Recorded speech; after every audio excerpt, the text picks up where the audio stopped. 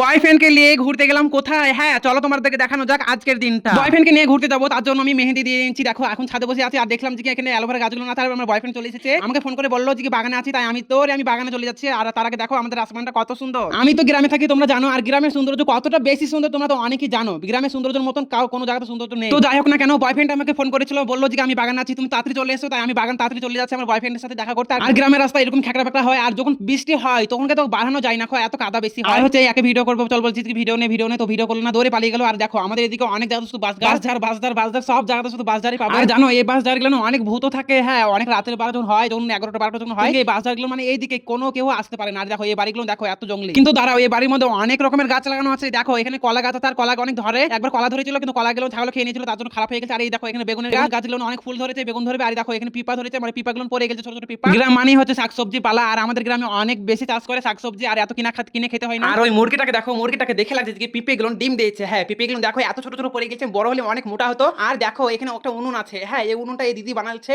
আর এত বেশি উনুনটা সুন্দর হয়েছে, আর দেখে অবাক হয়ে গেছে। দাঁড়াও এটা শেষ নয়। আর দেখো এখানে কবিতরের পালা, আমাদের এদিকে অনেক কবিতর পুষে। আর গ্রাম মানে জানো অনেক কিছু থাকে, অনেক ধরনের জিনিস থাকে। তারপরে চলে গেছিলাম আমি বাগানে, সবার প্রিয় বাগানে, আমাদের গ্রামের সৌন্দর্য বলতে গেলে বাগান। আর তোমরা বলেছিলে যে তোমার বয়ফ্রেন্ডকে দেখাও, তোমার বয়ফ্রেন্ডকে দেখাও। এই দেখো এটা হচ্ছে আমার বয়ফ্রেন্ড। আমার বয়ফ্রেন্ড তো ক্যামেরার সামনে আসতেই চাইছিল না, কিন্তু আমি জোর জবরদস্তি আমার বয়ফ্রেন্ডকে আমি আমার ক্যামেরার সামনে নিয়ে এসেছি তোমাদের জন্য। তারপরে আমি আমার বয়ফ্রেন্ডকে নিয়ে অনেক জায়গা ঘুরেছি। এই দেখো ওই মাথায় আমরা বসেছিলাম অনেকদিন ধরে। আর আমার দেখো একটা ছোট্ট সাবস্ক্রাইবার চলে এসেছে আমার সাথে দেখা করতে। আর বলো আজকের ভিডিওটা কেমন হয়েছে? যদি ভালো লাগে একটা লাইক, একটা কমেন্ট, একটা সাবস্ক্রাইব করে দিও। আমার বয়ফ্রেন্ড আমার জন্য একটা আম গিফট করে নিয়ে এনেছিল, এই আমটা আমাকে গিফট করেছে।